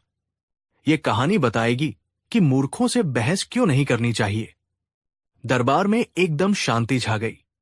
बीरबल की कहानियों का सभी को इंतजार रहता था। अकबर ने इजाजत दी और बीरबल ने कहानी सुनानी शुरू की। बहुत समय पहले घने जंगल के बीच एक शेर और एक गधे में गहरी दोस्ती थी। शेर जंगल का राजा था, शक्तिशाली और बुद्धिमान। गधा, जैसा कि उसकी प्रकृति थी, थोड़ा मूर्ख और बहुत ज्यादा हठी था। अपनी दोस्ती के कारण शेर अक्सर गधे की नादानियों को नजरअंदाज कर देता था। एक दिन दोनों दोस्त जंगल में टहल रहे थे। सूरज की रोशनी पेड़ों से छन छन कर जमीन पर पड़ रही थी, जिससे घास का रंग चमकीला हरा दिख रहा था।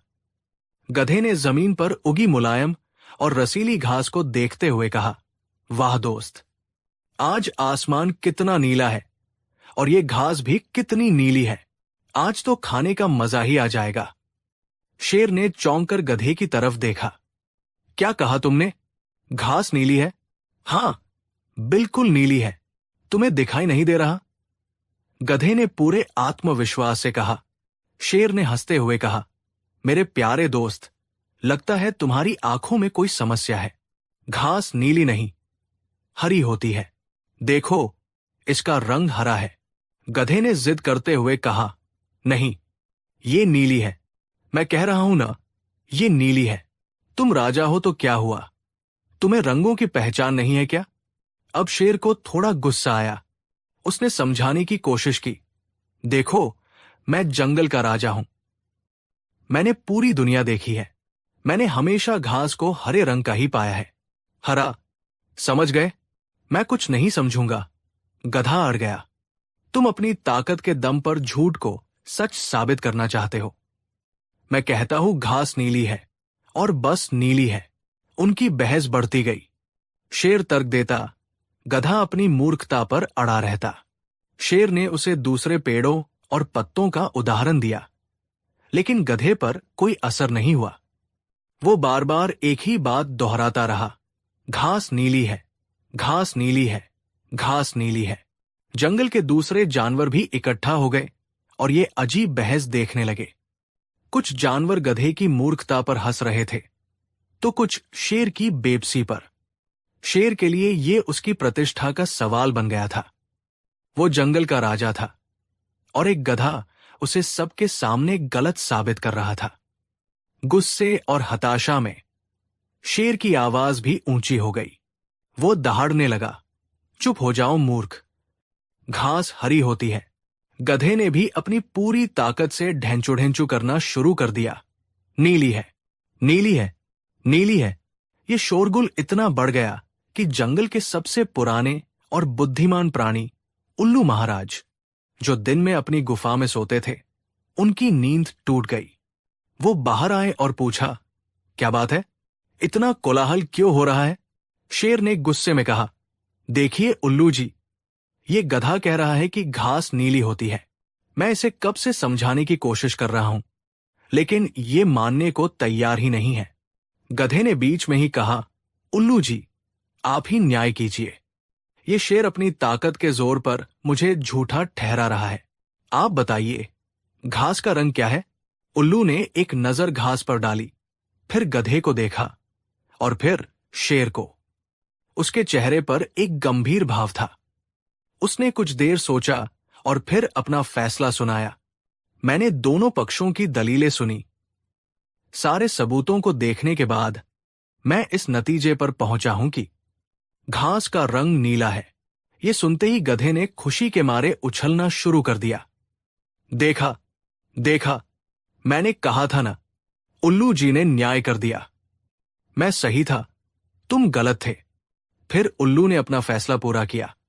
और चूंकि शेर ने एक सत्यवादी के साथ बहस करके उसका अपमान किया है और जंगल की शांति भंग की है, इसलिए मैं शेर को 1 महीने तक मौन व्रत रखने की सजा सुनाता हूं।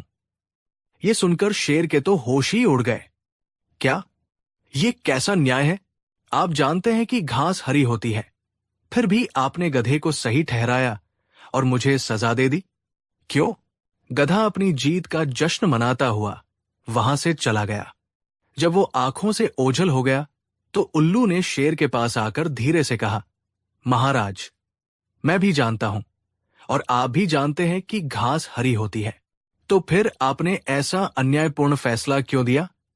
शेर ने दुखी होकर पूछा। उल्लू ने एक गहरी सांस ली और जो बात कही वो सोने के अक्षरों में लिखने लायक थी। उल्लू ने कहा, महाराज, ये सजा आपको इसलिए नहीं मिली कि आप गलत थे। ये सजा आपको इसलिए मिली है कि आपने एक ऐसे मूर्ख के साथ बहस करने में अपना कीमती समय और ऊर्जा बर्बाद की, जिसका सत्य से कोई लेना देना नहीं था। गधे जैसे हठी और मूर्ख प्राणी का उद्देश्य सत्य को जानना नहीं, बल्कि अपनी बात को सही साबित करना होता है, चाहे वो कितनी भी गलत क्यों न हो। उल्लू ने आगे समझाया, जब आप एक मूर्ख से बहस करते हैं तो आप उसी के स्तर पर उतर आते हैं। वो आपको अपने अनुभव, जो कि मूर्खता का है, से हरा देगा। इस बहस में आप कभी जीत नहीं सकते। अगर आप उसे सबूतों से गलत साबित कर भी दें तो भी वो अपनी हार नहीं मानेगा, बल्कि आपसे व्यक्तिगत दुश्मनी पाल लेगा। और अगर, जैसा कि आज हुआ, कोई तीसरा व्यक्ति बीच बचाव करता है और उसे सही ठहरा देता है, तो वो और भी ज्यादा आश्वस्त हो जाता है कि वही सही था। इससे उसकी मूर्खता और भी ज्यादा बढ़ जाती है। सबसे महत्वपूर्ण बात यह है, उल्लू ने अपनी बात समाप्त करते हुए कहा, कि एक बुद्धिमान व्यक्ति की पहचान उसके ज्ञान से ही नहीं, बल्कि इस बात से भी होती है कि वो अपनी ऊर्जा कहाँ और किसके साथ खर्च करता है। एक मूर्ख के साथ बहस करना अपनी बुद्धिमानी का अपमान करने जैसा है। इससे न तो मूर्ख को ज्ञान मिलता है और न ही बुद्धिमान को शांति।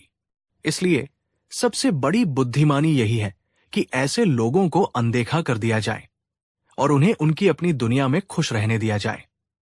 आपकी असली जीत बहस करने में नहीं, बल्कि बहस से बचने में है। शेर को अपनी गलती का एहसास हो गया। उसने समझ लिया कि गधे से बहस करके उसने अपनी शान, अपना समय और अपनी मानसिक शांति तीनों खो दी थी। उसने उल्लू को धन्यवाद दिया और चुपचाप अपनी गुफा की ओर चला गया, मौन व्रत का पालन करने। कहानी खत्म करके बीरबल चुप हो गए। पूरे दरबार में एक गहरा सन्नाटा था। हर किसी के चेहरे पर, खासकर युवा आरिफ के चेहरे पर, एक गहरी समझ का भाव था। बीरबल ने आरिफ की ओर देखते हुए कहा, आरिफ, तुम एक बुद्धिमान शेर हो। और मूशी जफर, खैर, वो अपनी प्रकृति से मजबूर है। तुमने अपने सारे तर्क, सारे सबूत उस गधे के सामने पेश कर दिए, जो ये मानने को तैयार ही नहीं कि घास हरी होती है। इस प्रक्रिया में तुमने क्या हासिल किया, सिवाय क्रोध, हताशा और मानसिक अशांति के? तुम्हारी आवाज ऊंची हो गई, तुम्हारा चेहरा लाल हो गया और तुम अपनी गरिमा खो बैठे। वहीं जफर मियां पर कोई असर नहीं हुआ। वो अब भी उतने ही आश्वस्त है जितने पहले थे। बीरबल ने अपनी बात समाप्त करते हुए बादशाह अकबर से कहा, जहांपनाह, मूर्खों से बहस न करने के 3 मुख्य कारण हैं। 1, आप कभी जीत नहीं सकते मूर्ख व्यक्ति तर्क और सबूतों पर नहीं, बल्कि अपनी धारणाओं और अहंकार पर चलता है। वो सत्य को स्वीकार करने के लिए नहीं, बल्कि अपनी बात मनवाने के लिए बहस करता है। 2, आप अपना स्तर गिरा देते हैं। जब आप कीचड़ में पत्थर फेंकते हैं तो छींटे आप पर ही आते हैं। मूर्ख के साथ बहस करने से आपकी अपनी छवि और गरिमा को ठेस पहुंचती है। देखने वालों के लिए एक मूर्ख और एक मूर्ख से बहस करने वाले में ज्यादा फर्क नहीं रह जाता। 3, आप अपनी सबसे कीमती चीज खो देते हैं, आपका समय, आपकी ऊर्जा और आपकी मानसिक शांति। ये तीनों अनमोल हैं। इन्हें एक ऐसी बहस में बर्बाद करना जिसका कोई सकारात्मक परिणाम नहीं निकलना सबसे बड़ी मूर्खता है। बीरबल की बातों ने आरिफ की आंखें खोल दी। उसे अपनी गलती का एहसास हुआ। वो अपनी जगह से उठा, मुंशी जफर के पास गया और उनसे अपनी कठोर वाणी के लिए माफी मांगी।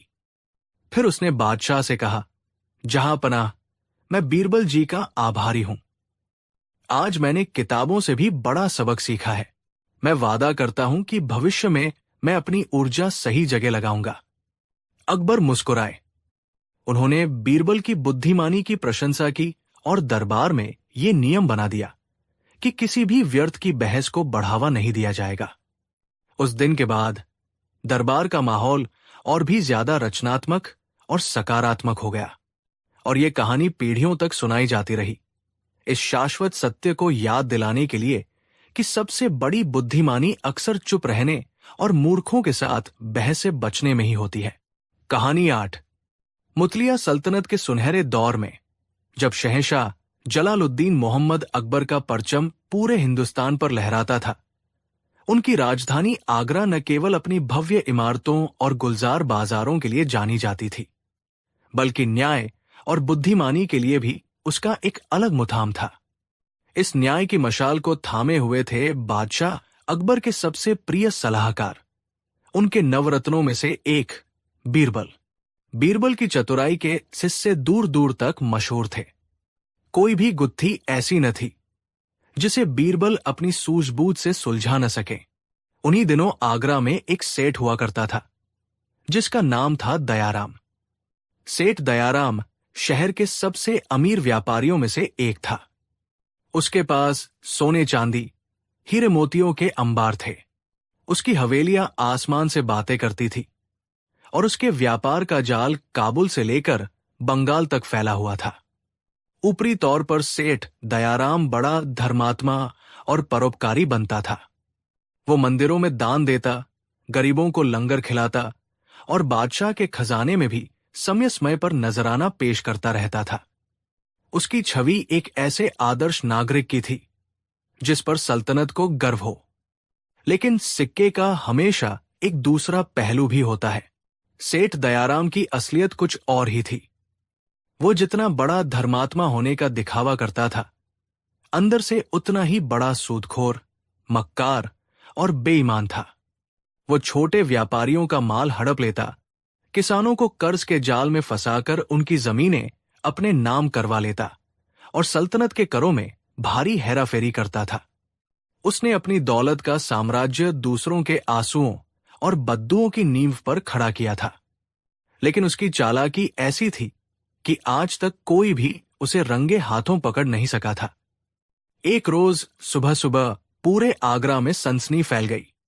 खबर आई कि सेठ दयाराम की सबसे सुरक्षित तिजोरी में चोरी हो गई है।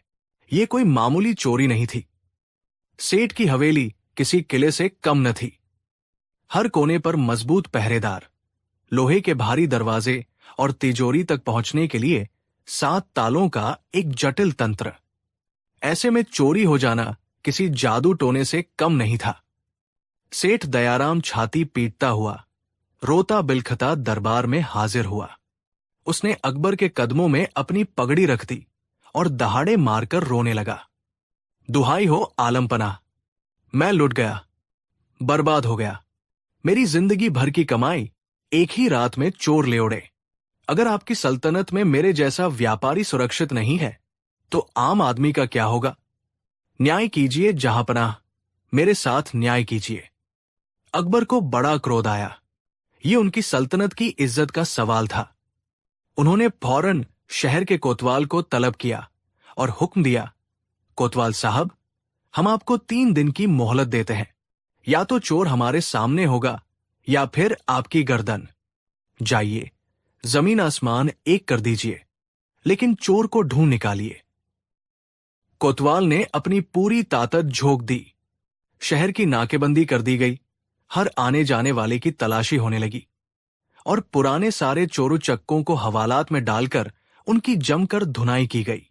लेकिन 3 दिन बीत गए, चोर का कोई सुराग नहीं मिला। चोर ने अपने पीछे एक भी निशान नहीं छोड़ा था। थकहार कर कोतवाल ने बादशाह के सामने अपनी हार मान ली। अकबर का पारा 7वें आसमान पर पहुंच गया। उनकी सल्तनत में एक चोर ने उनकी नाक में दम कर दिया था। दरबार में बैठे सभी मंत्री और सलाहकार अपनी अपनी राय दे रहे थे, लेकिन किसी के पास कोई ठोस उपाय नहीं था। तभी अकबर की नजर बीरबल पर पड़ी, जो हमेशा की तरह शांत भाव से खड़े सब कुछ देख और सुन रहे थे। बीरबल, तुम चुप क्यों हो? क्या तुम्हारी अक्ल ने भी काम करना बंद कर दिया है? अकबर ने तलछी से पूछा। बीरबल ने अदब से सिर झुकाया और बोले, जहां पनाह, जब तक मामला कोतवाल साहब के हाथ में था, मेरा बोलना उचित नहीं था। यदि आप हुक्म दे तो क्या मैं इस मामले की जांच अपने तरीके से कर सकता हूं? अकबर को तो जैसे डूबते को तिनके का सहारा मिल गया। उन्होंने कहा, बीरबल, हमें तुम पर पूरा भरोसा है। ये मामला अब तुम्हारे हवाले। हमें बस नतीजा चाहिए। बीरबल ने सबसे पहले सेठ दयाराम को अपने पास बुलाया। सेठ जी, आप इत्मीनान से बताइए कि तिजोरी से क्या क्या चोरी हुआ है। हर एक चीज का पूरा ब्यौरा दीजिए। सेठ ने रोनी सूरत बनाकर एक लंबी चौड़ी फहरिस्त गिना दी। हुजूर, 5,000 सोने की अशरफिया, 100 तोला वजनी हीरों का एक हार, पन्ने जड़ा एक बेशकीमती टंजर और भी बहुत कुछ था। मुझे ठीक से याद भी नहीं आ रहा। मेरा तो सब कुछ लुट गया। बीरबल ने सेठ की आंखों में झांकते हुए पूछा, सेठ जी, क्या सिर्फ यही कीमती चीजें चोरी हुई हैं? जरा ठीक से याद कीजिए। कोई कागज, कोई बही खाता, कोई दस्तावेज तो चोरी नहीं हुआ? ये सुनते ही सेठ दयाराम का चेहरा एक पल के लिए सफेद पड़ गया। उसने जल्दी से खुद को संभालते हुए कहा, नहीं नहीं हुजूर, चोर को भला मेरे बही खातों से क्या मतलब? वो तो सिर्फ सोना चांदी लेने आया था। बीरबल ने सेठ के चेहरे पर आए उस क्षणिक बदलाव को पढ़ लिया था। उनके अनुभवी दिमाग में शक की पहली घंटी बज चुकी थी। उन्होंने सेठ को जाने दिया और फिर चोरी की जगह का मुआयना करने उसकी हवेली पहुंचे। बीरबल ने घंटों तक उस कमरे की जांच की जहां तिजोरी रखी थी। सब कुछ वैसा ही था जैसा कोतवाल ने बताया था। कोई तोड़फोड़ नहीं, कोई जबरदस्ती के निशान नहीं। ऐसा लग रहा था जैसे चोर हवा में आया और हवा में ही गायब हो गया। बीरबल समझ गए कि ये किसी बाहरी चोर का काम नहीं है। चोर जरूर कोई ऐसा व्यक्ति है जिसे हवेली और तिजोरी के हर राज का पता है। अपनी जांच के दौरान बीरबल ने हवेली के नौकरों चाकरों से भी बात की। बातचीत में उन्हें पता चला कि कुछ साल पहले सेठ दयाराम का एक बहुत ही वफादार और होशियार मुनीम हुआ करता था, जिसका नाम माधव था। माधव के पिता भी पीढ़ियों से सेठ के परिवार की सेवा करते आए थे, लेकिन एक दिन अचानक सेठ ने माधव पर टबन का झूठा इल्जाम लगाकर उसे नौकरी से निकाल दिया और उसका सारा जमाधन भी हड़प लिया। इस सदमे से माधव के बूले पिता की मृत्यु हो गई और माधव अपना घर-बार बेचकर कहीं गायब हो गया था। बीरबल के दिमाग की कड़ियां जुड़ने लगी। उन्होंने अपने गुप्तचरों को माधव का पता लगाने के काम पर लगा दिया। कुछ ही दिनों की मेहनत के बाद पता चला कि माधव शहर के बाहर एक गरीब बस्ती में अपनी बीमार मां के साथ रहता है और मजदूरी करके गुजारा कर रहा है। अगले दिन बीरबल वेश बदलकर उस बस्ती में पहुंचे। उन्होंने देखा कि माधव एक झोपड़ी के बाहर बैठा अपनी मां के पैर दबा रहा था। उसकी आंखों में उदासी थी, लेकिन कोई बेईमानी या डर नहीं था। बीरबल ने एक अजनबी राहगीर बनकर उससे पीने के लिए पानी मांगा। माधव ने बड़े आदर से उन्हें पानी पिलाया और बैठने के लिए अपनी टूटी फूटी चारपाई दी। बीरबल ने बातों बातों में शहर में हुई बड़ी चोरी का जिक्र छेड़ा। सुना है सेठ दयाराम के यहां बहुत बड़ी चोरी हुई है। चोर भी बड़ा शातिर है, आज तक पकड़ा नहीं गया। ये सुनकर माधव की आंखों में एक अजीब सी चमक आई, जिसे उसने फौरन छुपा लिया। उसने शांत भाव से कहा, जनाब, इस दुनिया में हर चोर सिर्फ दौलत के लिए चोरी नहीं करता। कुछ चोर न्याय के लिए भी चोरी करते हैं। ये एक वाक्य बीरबल के लिए काफी था। उन्हें अपना चोर मिल चुका था, लेकिन बीरबल ने उसे वही गिरफ्तार नहीं किया। वो जानते थे कि इस कहानी में और भी कई परतें हैं। वो वापस महल लौट आए और अगले दिन दरबार में एक घोषणा करवाई। बादशाह सलामत के हुक्म से ये ऐलान किया जाता है कि सेठ दयाराम के चोर ने जो भी माल चुराया है वो सल्तनत की अमानत है। अगर चोर 7 दिन के अंदर सारा माल शाही खजाने में जमा करवा देता है तो उसकी जान बख्श दी जाएगी और उसे कोई सजा नहीं मिलेगी। ये बीरबल का फेंका हुआ एक पासा था। वो देखना चाहते थे कि चोर का मकसद सिर्फ पैसा है या कुछ और। ठीक 7वें दिन रात के अंधेरे में शाही खजाने के बाहर एक संदूक पड़ा मिला। संदूक के अंदर 5000 सोने की अशर्फिया, हीरों का हार और पन्ने जड़ा टंजर यानी चोरी का सारा कीमती सामान मौजूद था। साथ में एक चिट्ठी भी थी।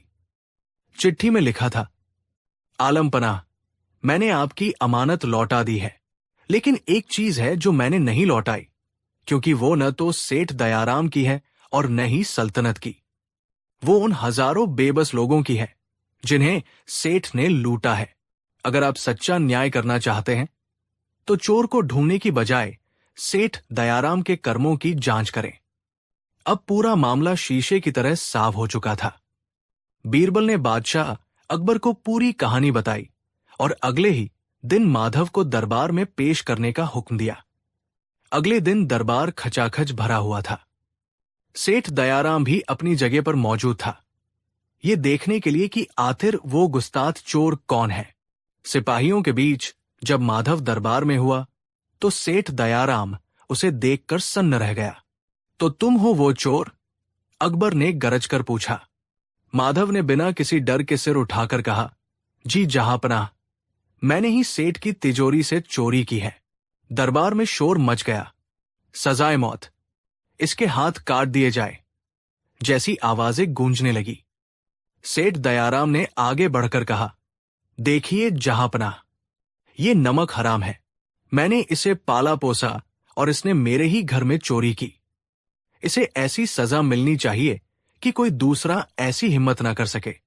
अकबर ने माधव से पूछा, तुमने चोरी क्यों की? क्या तुम्हें सल्तनत के छानून का डर नहीं?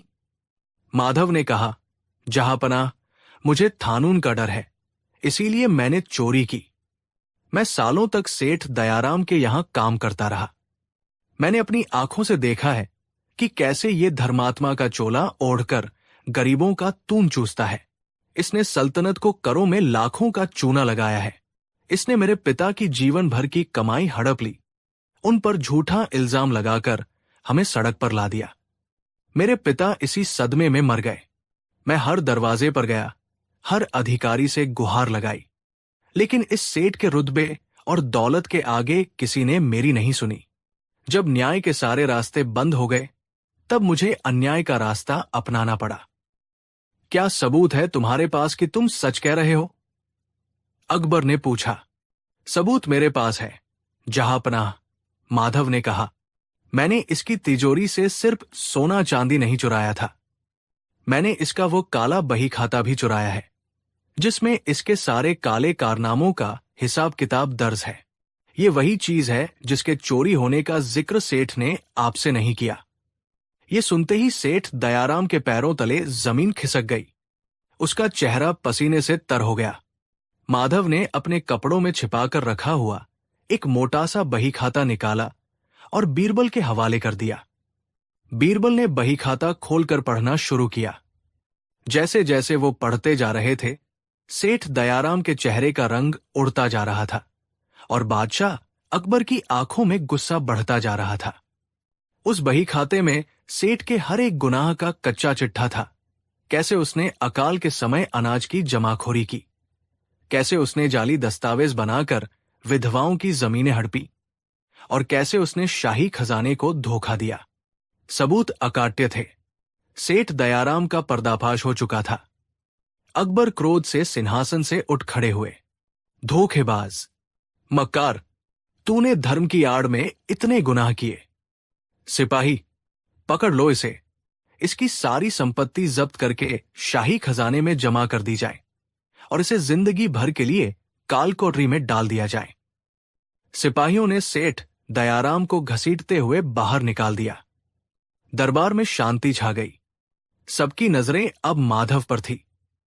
उसने चोरी की थी, वो एक मुजरिम था, लेकिन उसकी चोरी की वजह से एक बहुत बड़ा अपराधी पकड़ा गया था और सल्तनत का बहुत बड़ा फायदा हुआ था। अब अकबर के सामने एक धर्म संकट था। कानून के हिसाब से माधव को सजा मिलनी चाहिए थी, लेकिन उनकी अंतरात्मा कह रही थी कि माधव ने जो किया वो न्याय के लिए था। अकबर ने बीरबल की ओर देखा।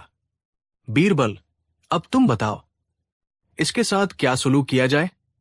ये एक चोर भी है और एक फरियादी भी। ये मुजरिम भी है और सल्तनत का मददगार भी। पूरा दरबार बीरबल का जवाब सुनने के लिए उत्सुक था। बीरबल अपनी जगह से उठे और बोले, आलम पनाह, ये सच है कि माधव ने चोरी की है, जो सल्तनत का एक गंभीर अपराध है। कानून के मुताबिक उसे सजा मिलनी ही चाहिए। यह सुनकर माधव ने शांति से अपना सिर झुका लिया, जैसे उसे फैसला मंजूर हो।